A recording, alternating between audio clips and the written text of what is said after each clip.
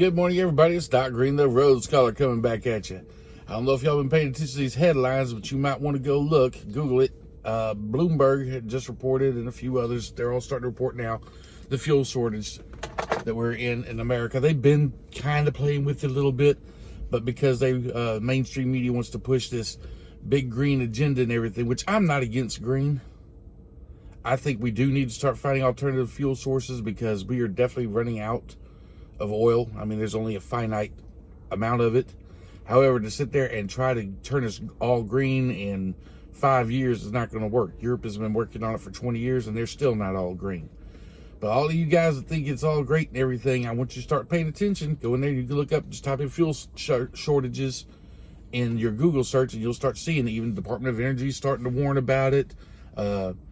Bloomberg, a lot of these financial papers are warning about it, and mainstream is finally starting to pick up on it. I guess a lot of fuel stops, truck stops and everything yesterday starting to close down because of fuel shortages is beginning to start to wake people up a little bit. Here's the problem. Guys, we have enough oil to make the fuel.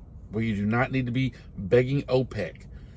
And OPEC, for some reason, will not release, start increasing production. They want oil to go all the way up to $100 a barrel, and it will very soon. And then what do? Because of the Democrat and Joe Biden's idiotic idea to shut down the Keystone Pipeline for the conservation of the world, which is funny because they remove restrictions so Russia can build pipelines in Europe, which is now gaining Russia allies in the European continent. Instead, we shut ours down while allowing them to build theirs. So how much sense does that make? None. But this is what a lot of these progressives out here don't understand. And when food starts becoming in short supply, clothing starts becoming in short supply, even oil, energy to heat your homes, because that's all transported by trucks. And if we can't get fuel, y'all are in trouble. And right now, America is at a 20-year low for the amount of diesel we have in reserves. According to the Department of Energy, if we have to start using our emergency reserves in the federal government's emergency reserves for diesel, the country only has 31 days supply. Not gasoline, I'm talking about diesel. 31 days supply of it. That's it. So Joe Biden better figure out something, which... you know what? I'm not going to be talking about the way he talks and everything, because it is a well-known fact that he has a stuttering problem, but he has also got some senility going on. Either that or the progressives are so tied in to that green platform that they are not looking at reality. And reality is that America is fixing to be in a world of hurt in about another 2 months, if that long.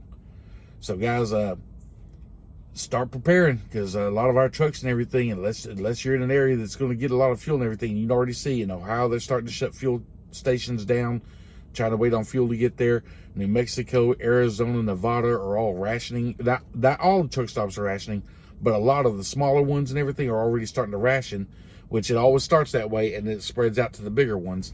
So it's coming, and we're going to be in a world of hurt. And this isn't about right wing, left wing, or anything else. This is about America. America is fixing to start hurting. And when America starts to hurt, it seems like about every 30 years or so, 20 years or so, America needs a wake-up call. And it's been 20 years since our last fuel crisis, when we started all the crap over there with Iran and everything. So this one is going to be a lot worse, though, because there is no way to just go defeat a country and get the oil or anything. We're not at war with OPEC countries. So OPEC is just being... I think they've finally realized, we got a president who's not going to do anything, and it's their oil. I mean, in all honesty, my moral belief is that it's their oil. They can do with it what they want to. If they want to increase sales, they can. If they don't have to. It's theirs, and we really don't have a right to go interfere with that, especially since we have enough oil here, which is the first thing progressives kill me about is oil. Oil is not worth the lives it costs for war, and I agree with that 100%. And there's no reason we should ever go to war for oil when we have plenty. And we do have plenty. And it's the progressives are going to have to start allowing us to get our own oil, or this is going to hurt everybody. And Joe Biden seems to be, he doesn't care. He's got enough oil. All the people in Congress, they got their little connection and everything. They're going to get around.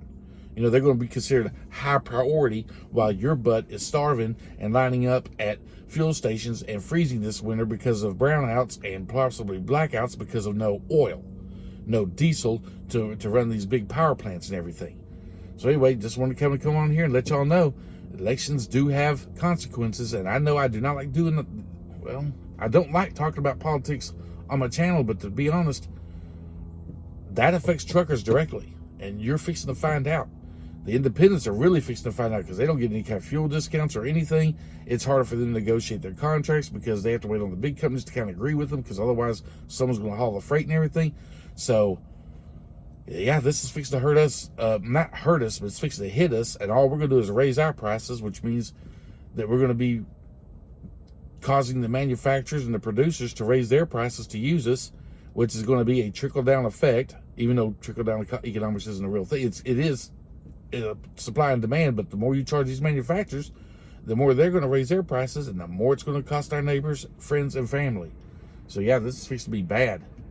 Anyway, just want to kind of come on here and give y'all a warning. Y'all might want to start, and the Department of Energy even put out the warning, and a lot of newspapers starting to put them out this past couple of days, that y'all might want to start checking. They said specifically truck drivers need to be checking their fuel routes and everything to make sure there's going to be fuel at these fuel stops you get to.